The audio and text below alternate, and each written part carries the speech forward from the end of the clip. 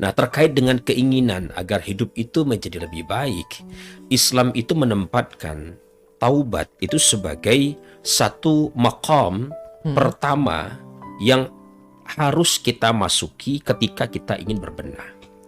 Awalnya taubat Awalnya dulu. taubat ya, jadi harus berawal dari taubat. Dan seluruh ulama Hmm. yang saya pahami, Mm-mm. mereka selalu berpendapat bahwa memang pintu utama untuk membenahi diri itu bermula dari taubat. Ya, misalnya yang selama ini kita pahami di dalam tasawuf, ada ungkapan, ada tiga proses besar yang perlu kita jalani ketika kita ingin membenahi diri kita. Mm. Dimulai dari takhalli, dilanjutkan dengan tahalli, dan diakhiri dengan tajalli. Takhalli itu sederhananya sahabat MQ adalah proses di mana kita membersihkan diri kita. Mm. Nah, dalam proses pembersihan diri kita ini, stasiun pertama, ya, maqam pertama itu adalah taubat. Ya. Taubat. Nah, baru diikuti dengan makom-makom yang selanjutnya. Mm-mm. Nah, lalu kemudian pada tahap kedua yang disebut sebagai tahalli, Mhm. Mas Nizam, itu adalah fase di mana kita itu mengisi pribadi kita ini dengan berbagai bentuk amal saleh, dengan berbagai sikap-sikap baru yang positif. Yang kemarin kita sudah bahas di pertemuan sebelumnya dengan membicarakan tentang yang berjudul New Habits. Kalau sahabat Eki masih mengingatnya perbincangan kita pada kesempatan minggu kemarin, ya. Nah, kalau sudah ini sudah berada pada diri kita, terkristalisasi sedemikian rupa, terbentuklah akhlak yang baru, maka pada akhirnya itu akan berubahlah diri kita menjadi wujud yang baru, wujud yang sempurna, wujud insan kamil, di mana kita benar-benar bermetamorfosa menjadi pribadi rahmatan lil alamin. Nah, tapi dari penjelasan yang saya sampaikan tadi, Mm-mm. seperti yang saya sampaikan di awal, maka fase pertama itu adalah taubat dulu. Taubat. Ya, jadi tidak mungkin kita akan berubah menjadi lebih baik kalau kita tidak menyadari tentang kekeliruan, kesalahan yang ada pada diri kita. Coba nanti kita akan mengulik berbagai pendapat ulama-ulama yang kita pandang sangat kredibel untuk berbicara tentang hal tersebut. Misalnya nanti kita akan menengok pendapat seorang ulama, Syekh Abdul Qadir Al-Jailani, tentang ternyata taubat itu, Mas Nizam, itu berjenjang. Oh, Ya, ada berjenjang. tahapnya. Ya, ada taubatnya orang awam, ada taubatnya orang yang khawas, ada taubatnya kelompok yang khawasul khawas. Nah, masing-masing ternyata memiliki karakter yang berbeda-beda. Nah, karena itulah saya pribadi tertarik untuk membicarakan hal tersebut. Di samping nanti kita juga bicara tentang apa sih tanda-tanda kalau kita itu sudah betul-betul bertaubat. Ya, jangan-jangan kita ini taubat sambal. Nah, kalau itu yang terjadi, tentu saja kita akan berujung pada kegagalan. Tapi tentu untuk menjadi diri kita yang baru ada tahapnya tadi ya, Mas. Iya, Oke. betul. Tahap seperti apa sih yang harus kita lewati, Mas? Iya, baik. Kalau bicara tahap itu, masing-masing ulama memiliki berbagai pendapat yang berbeda-beda. Ya, ada yang 7, ada yang 10. Wah. Bahkan kemarin saya singgung pendapat seorang Syekh Abdul Rauf As-Singkal itu 100. 100 ya. Jadi bayangkan. Nah, kenapa berbeda-beda? Karena perjalanan spiritual itu kan sifatnya sangat personal. Setiap orang itu memiliki pengalaman yang itu kadang sulit sekali untuk diekspresikan dalam bentuk kata-kata yang sifatnya naratif, ya. Karena dia lebih banyak berupa pengalaman psikologis. Nah, karena itu tidak jarang kita menjumpai para ulama itu mengekspresikan ekstase spiritualnya itu dengan bahasa simbolik, dalam hal ini misalnya puisi. Tokoh yang sangat terkenal dengan pendekatan semacam ini, kalau sahabat MQ kenal, misalnya ada tokoh yang bernama Jalaluddin Rumi, ya. Nah, itu contoh orang yang menggunakan puisi sebagai ekspresi ekstase spiritual yang dia alami. Tapi mungkin terlalu jauh lah kalau kita seperti itu. Kita ini kan orang awam. Tetapi semua pendapat-pendapat tersebut ternyata berawal dari satu pintu yang sama, yaitu taubat. Ya, makanya di dalam Al-Quran pun kita menjumpai ada ayat-ayat yang berbicara betapa Allah itu menyukai, mencintai orang-orang yang bertaubat dalam kehidupannya. Innallaha yuhibbut tawabina wa yuhibbul mutatahhirin, ya. Nah, jadi itu salah satu ayat yang membicarakan betapa Allah menyukai, mencintai orang yang bertaubat dan orang yang membersihkan dirinya.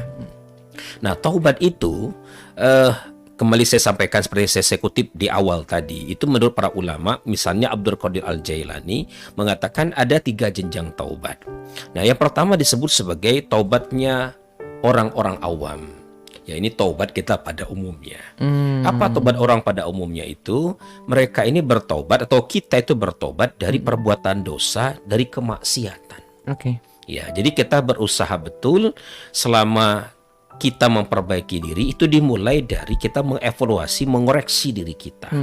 Mana perilaku, mana sikap atau pikiran-pikiran yang itu merusak kita, ya kita tinggalkan.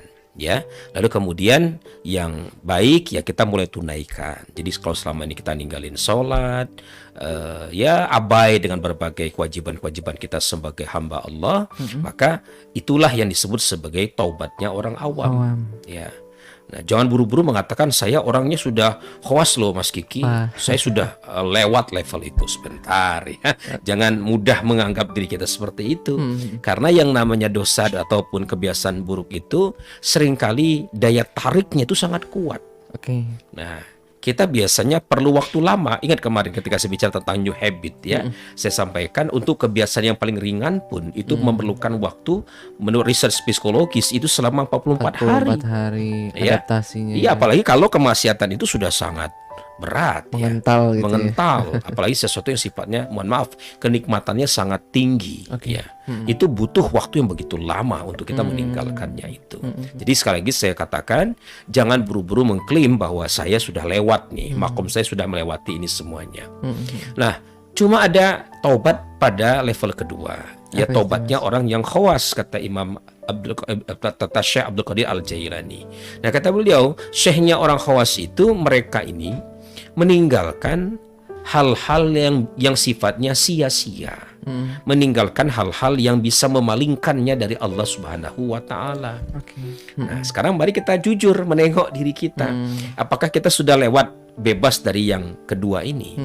Rasanya susah ya. dan rasanya makin sedikit yang bisa sampai pada level taubat kedua ini. Hari ini kalau kita punya waktu senggang, coba jujur, Sahabat Engki ngapain?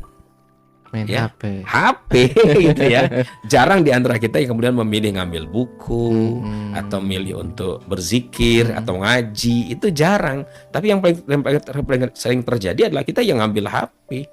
Karena itu hiburan yang hari ini sebagai bentuk pelarian yang paling dominan dalam kehidupan kita, gitu.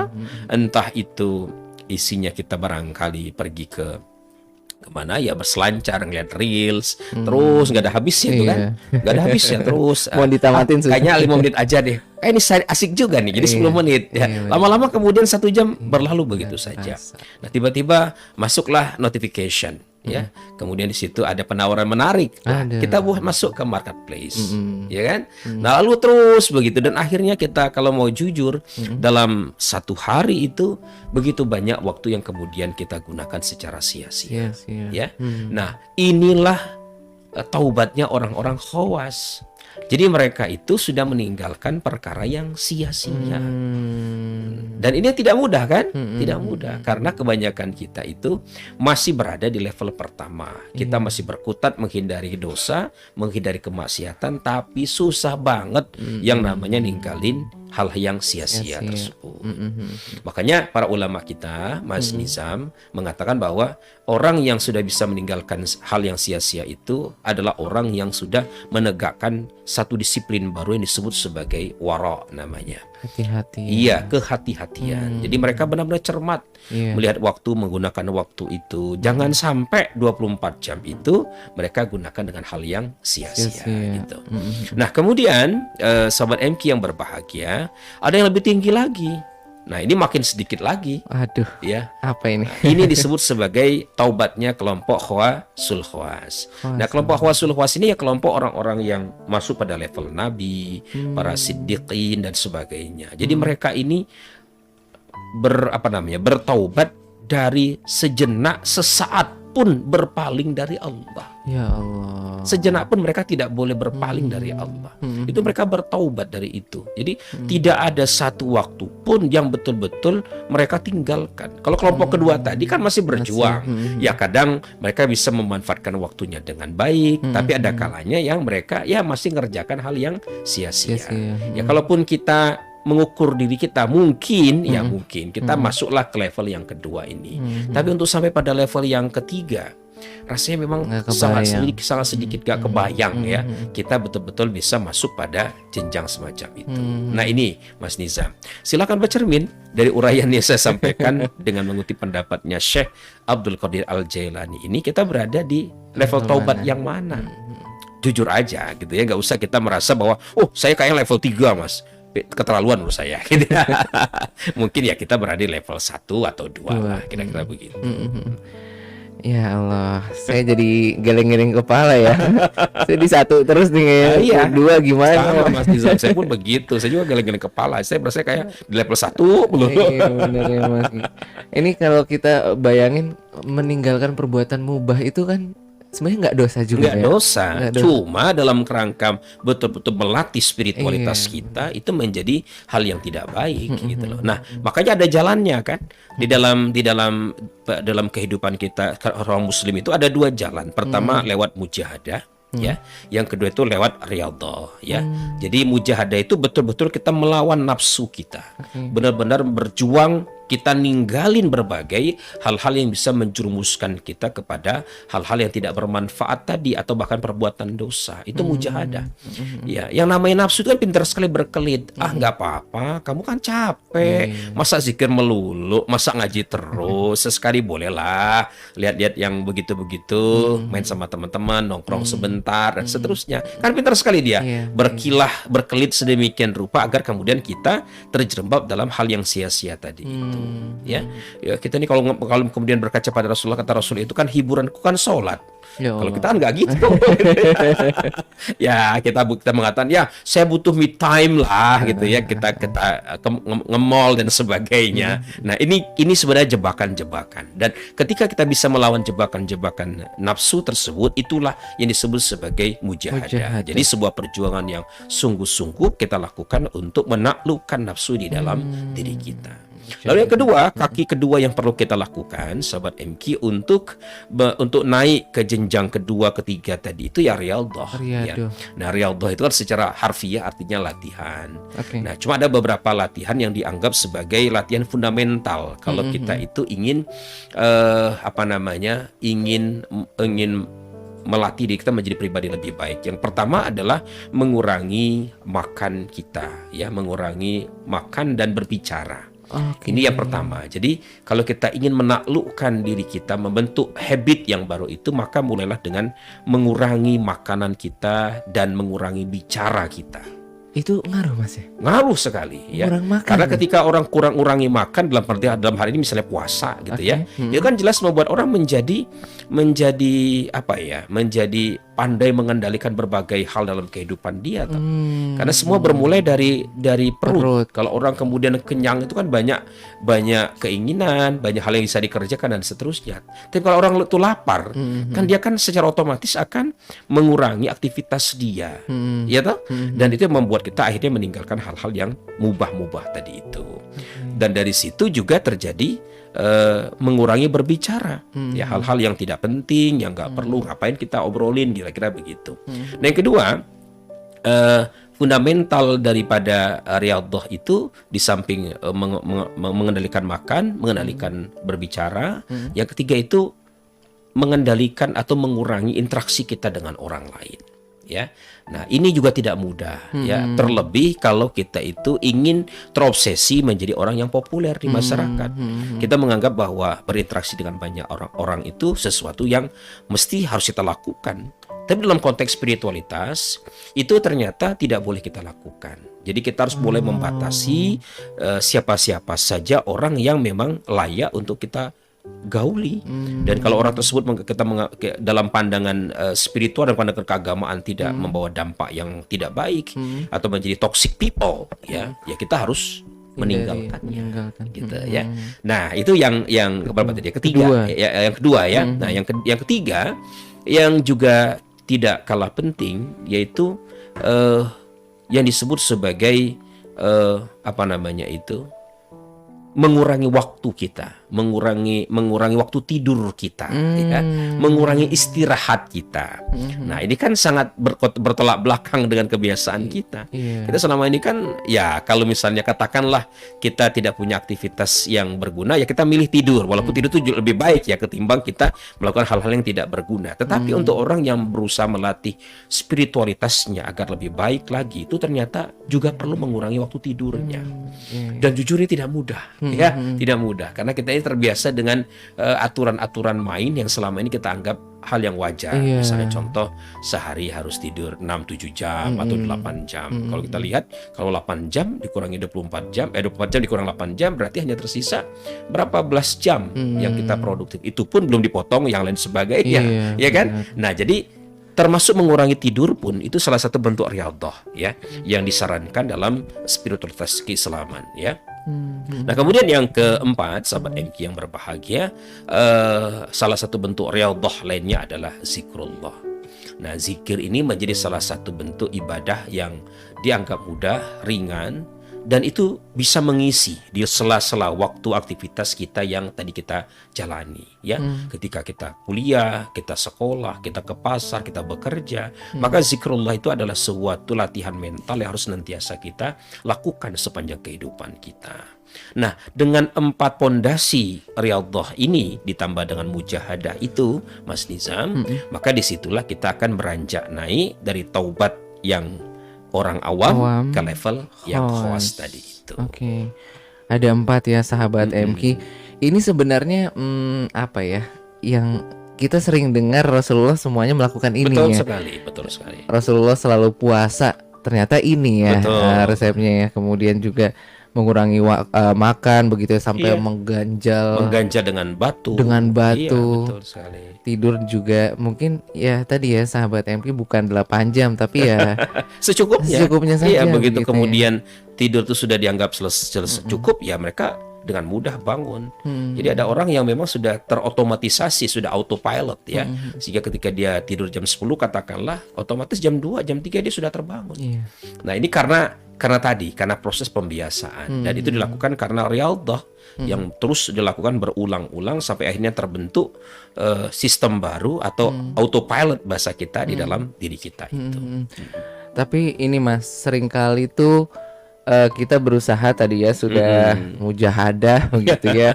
Tapi kok bisikan-bisikan tuh banyak. Betul gitu ya. Sekali. Halangan orang bertaubat tuh gimana sih Mas? Iya, memang apa yang tadi Mas Nizam sampaikan adalah keresahan kita pada umumnya ya. Kita ini tahu ilmunya kayak gitu. Apa yang saya sampaikan ini sebenarnya barangkali sebuah narasi yang sudah berkali kita dengarkan di MQ. Tapi berkali-kali kita juga gagal kan begitu ya. Nah, sebenarnya para ulama kita sudah mengingatkan bahwa untuk menjalankan itu semuanya memang satu diperlukan waktu. Saya sampaikan tadi. Makanya kalau kita bicara hari ini jangan lepas dari pembicaraan yang tahun lalu. Tahun lalu ya sebenarnya tahun lalu karena 2022 gitu ya. Kita bicara new habit itu. Karena apa yang tadi saya sampaikan terutama riyadhah itu akan lebih mudah terbentuk di dalam diri kita itu kalau dia diterjemahkan dalam bentuk kebiasaan hidup. Ya, dan sekali lagi semuanya butuh waktu. Ya, nah cuma godaannya banyak. Ya, nah salah satunya menurut seorang Imam Al-Ghazali paling tidak ya pertama jelas kata beliau godaan nafsu itu sendiri. Yang kedua godaan syaitan. Ya kita memahami bahwa syaitan itu adalah entitas yang ada dan itu kemudian memanipulasi berbagai perbuatan kita. Ya, kemudian pergaulan. Ya, bagaimana tadi saya singgung ketika kita memilih untuk mengurangi interaksi. Ya, kalau bahasa agama itu beruzlah karena begitu. Itu sesuatu yang tidak mudah karena kita mau mencoba membatasi diri. Teman kita yang biasanya kita tongkrongin ngampirin kita gitu loh ya. Tumben soalim loh gitu ya dan sebagainya. Nah ini kadang-kadang membuat kita jadi balik lagi ya ke titik awal lagi. Lalu jangan lupa ya kesenangan duniawi. Jadi saya singgung tadi ketika misalnya betapa asiknya kita beralih dari aktivitas yang demikian berat ke gadget, ke smartphone. Itu kan adalah kesenangan-kesenangan yang membuat kita pada akhirnya ya kembali ke titik awal lagi gitu loh. Nah, karena itu Mas Nizam, untuk menengok apakah kita itu proses taubatnya berhasil atau tidak, ada tanda-tandanya. Ada tanda Iya, taubat ada diterima. tanda-tandanya, diterima atau enggak ya. Yang pertama sahabat MK, tanda orang taubatnya diterima itu satu, dia mengurangi pembicaraannya. Dia mampu mengendalikan lisannya ya dari hal-hal yang tidak baik tentu saja ya. Nah, tentu kalau dalam konteks hari ini tidak hanya lisan tapi jempolnya juga. Ya. Jangan sampai dia memposting hal-hal yang tidak bermanfaat. Bahkan hal-hal yang ya narasinya narasi kebencian gitu ya, yang disampaikan hal-hal yang tidak baik, itu tidak ada. Kelihatan tuh kalau orang sudah taubatnya diterima, pasti bicaranya hati-hati ya, ngomongnya nggak lagi ketus, nggak nyinyirin orang, nggak bohong dan sebagainya, termasuk juga tidak memposting hal-hal yang tidak membawa kemanfaatan. Itu makanya kalau saya melihat orang itu paling gampang kita lihat tuh, kita lacak postingan di media sosialnya, kira-kira orang ini termasuk orang kayak apa, itu mulai dibaca dari hal seperti itu. Nah, yang kedua Mas Nizam, orang yang diterima taubat itu kata Syekh Abdul Qadir Al-Jailani, mereka ini menghindari permusuhan, kedengkian dan kebencian. Ya, jadi tidak ada yang namanya permusuhan, tidak ada yang namanya kedengkian. Dia senang manakala orang lain senang. Dia susah manakala orang lain itu juga susah. Nah, itu pertanda orang yang taubatnya diterima. Ya, jadi kalau kita sudah memiliki tanda-tanda semacam itu, ya insya Allah ya kita termasuk orang-orang yang tanda kedua sudah dapat nih ya, gitu. Nah, kemudian yang ketiga, tanda orang-orang yang diterima taubatnya tadi, ya dia menghindari atau menjaga jarak dengan pihak-pihak yang bisa menarik dia kepada hal yang tidak baik. Ya. Warok tadi ya. Iya. Jadi kalau misalnya tadi dia melihat ada temannya, bahwa ternyata temannya itu tidak membawa manfaat dalam kehidupan dia, ya dia akan meninggalkannya. Jadi itu toxic people ya, yang dia tinggalkan. Ya, terlepas bahwa harga sosialnya pasti ada, tentu saja kita dianggap so alim lah, dan sebagainya lah ya, yang istilah-istilah yang selama ini melekat di dalam diri kita. Ketika kita memperbaiki diri, ya dia tetap kukuh dengan itu semuanya ya.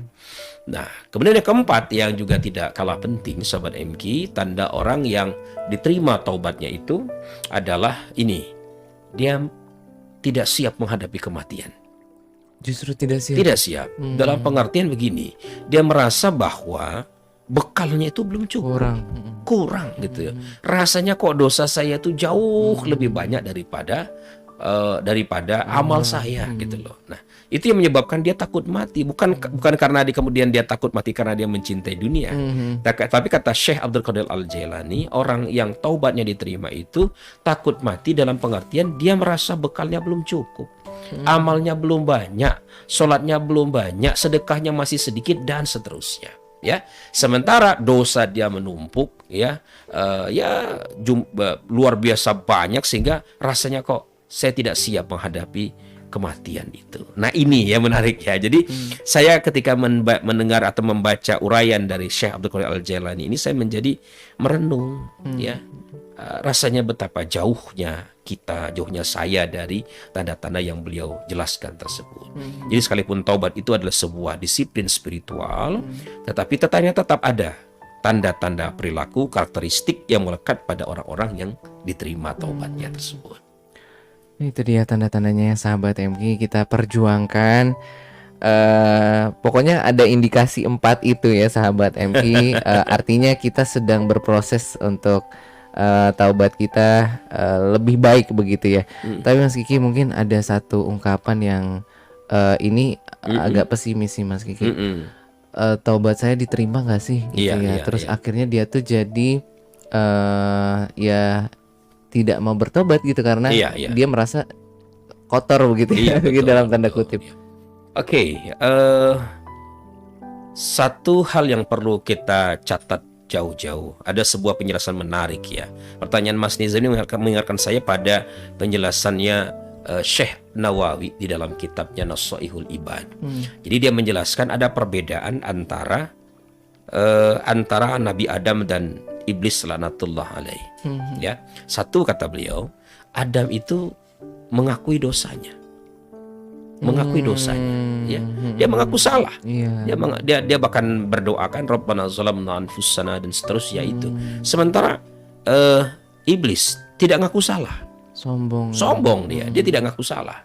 Yang kedua, iblis itu menyesali dosanya, ya kan? Iya, Adam menyesali dosanya, sementara iblis tidak menyesali dosanya, kan begitu. Makanya kita lihat penyesalan itu luar biasa dialami oleh Nabi Adam alaihissalam, sehingga ungkapan doanya tadi saya sampaikan, dia mengatakan Rabbana zalamna, ya Allah kami sudah zalim terhadap diri kami pribadi. Nah gitu. Lalu yang ketiga, setelah dia mengakui, menyesali, kemudian yang keempat, ya dia berusaha untuk meminta ampun, beristighfar kepada Allah. Nabi Adam tuh begitu. Sementara iblis kan tidak begitu, karena dia tidak mengakui, dia tidak menyesali, dia tidak meminta ampun kepada Tuhan. Gitu. Itu dia. Nah, kemudian yang berikutnya lagi, Nabi Adam itu adalah sosok pribadi orang yang tidak putus harapan terhadap ampunan Allah. Nah, sementara iblis itu justru sebaliknya, justru putus asa terhadap ampunan Allah.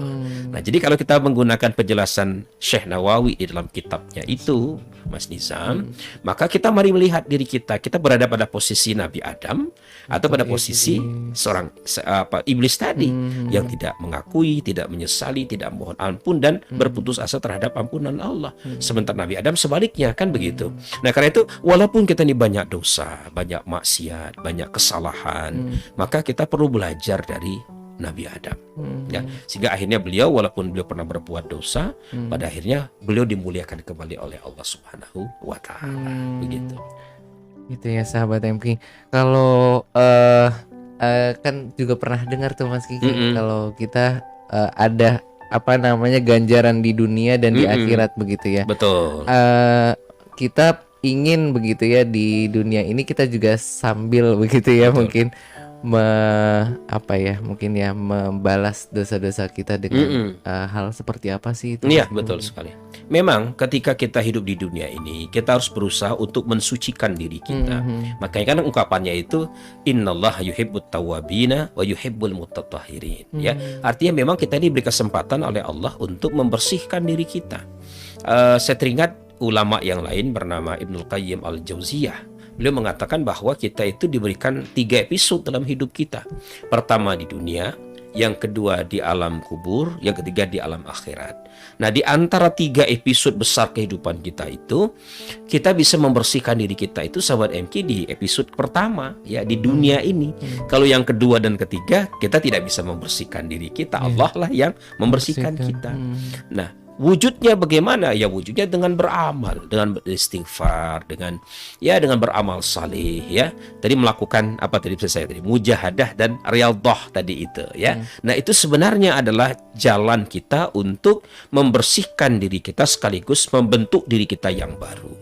Nah, kalau kita tidak melakukan itu, ya pada akhirnya kan Allah yang akhirnya membersihkan kita. Makanya kita tinggal milih aja kan Mas Nizam, mau Allah bersihkan di dunia ini atau kita membersihkan diri sendiri. Nah, tentu kalau Allah membersihkan kita di dunia tidak sama dong kayak kita membersihkan diri kita, membersihkan gelas dan piring sebagaimana kita di sehari-hari. Ya, kita pakai sabun, kita gosok-gosok. Itu kan cara kita membersihkan peralatan-peralatan makan kita. Tapi kata Ibnul Qayyim al-Jauziyah, cara Allah membersihkan diri kita dengan berbagai bentuk. Satu, kata beliau, kita dibersihkan Allah dengan peristiwa musibah misalnya. Iya, musibah tsunami, gempa bumi, ya, krisis ekonomi dan lain sebagainya. Itu bagian dari cara Allah membersihkan kita diri sebenarnya, gitu loh. Nah, kalau nggak bersih juga, gitu ya. Yang kedua, apa itu? Dengan sakit yang datang dalam kehidupan kita. Oh, makanya dibilang penggugur dosa. Iya, penggugur dosa, ya kan? Nah, kita sakit mulai dari sakit yang ringan-ringan, ya batuk pilek gitu ya, sampai dengan sakit yang berat, ya, yang kronis. Itu semua sebenarnya adalah cara Allah untuk membersihkan diri kita.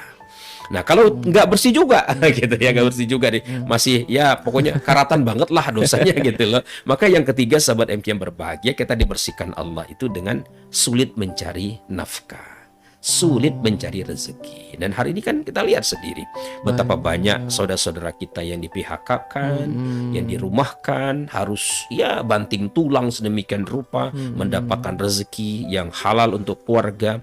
Nah, terlepas itu sebuah proses yang berat, sebenarnya itu juga bentuk cintanya Allah. Karena dengan cara semacam itu kita dengan susah payahnya itu membersihkan diri kita dari berbagai dosa yang selama ini melekat dalam kehidupan kita.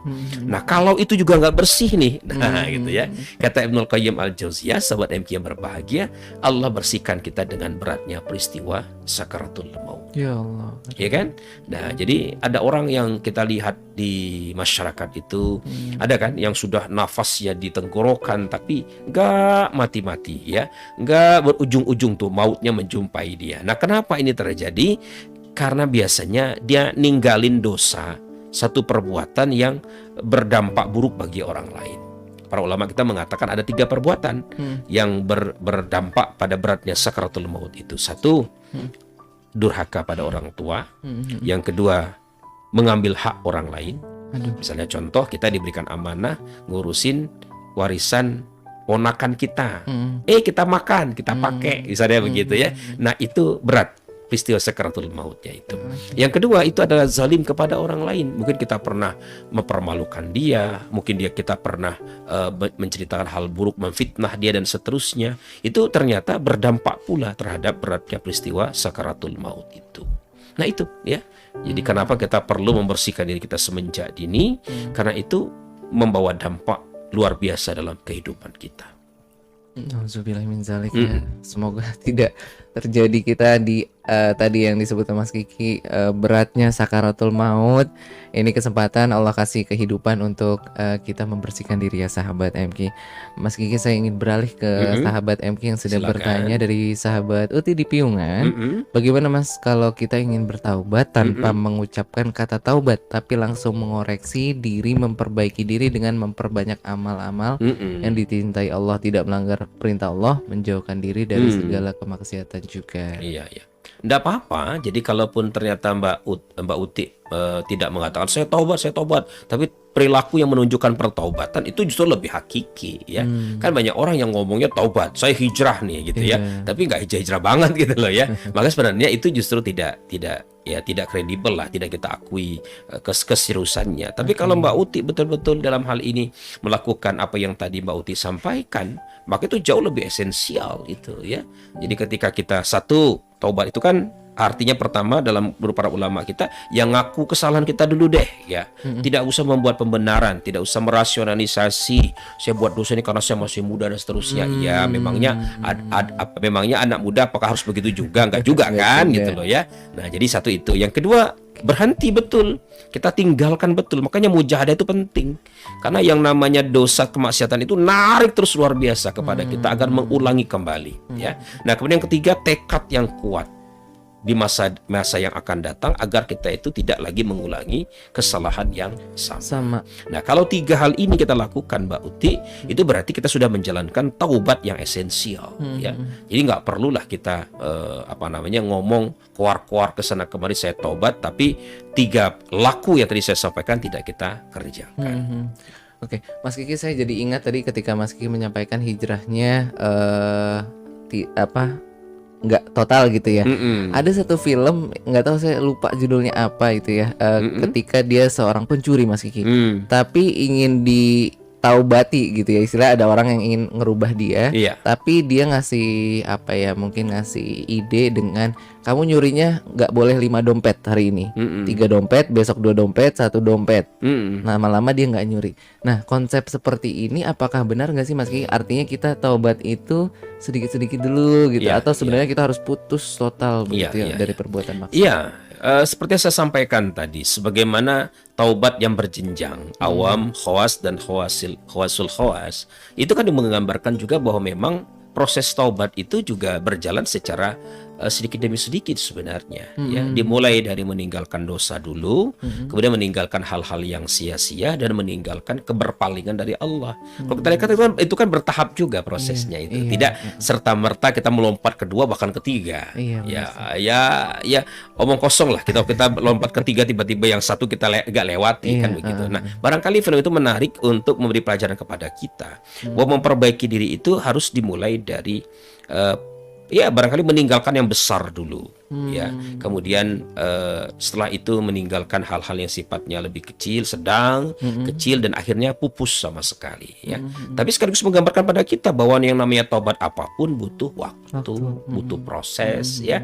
Nah, maka film itu bagus, cuman Mas Nizam lupa judulnya apa ya. Kalau ada saya tonton filmnya. Ntar kalau saya ingat saya kasih saya Mas. Iya. Oke, itu ya sahabat MV. Jadi jangan berputus asa. Insya Allah ada waktunya dan tentu Allah kasih kesempatan kita hidup ini waktu untuk bertaubat ya Mas Kiki ya. Alhamdulillah temu 2023 kan. Betul, rezekinya juga dengerin Mas Kiki malam hari ini ya. Insya Allah jadi pengingat.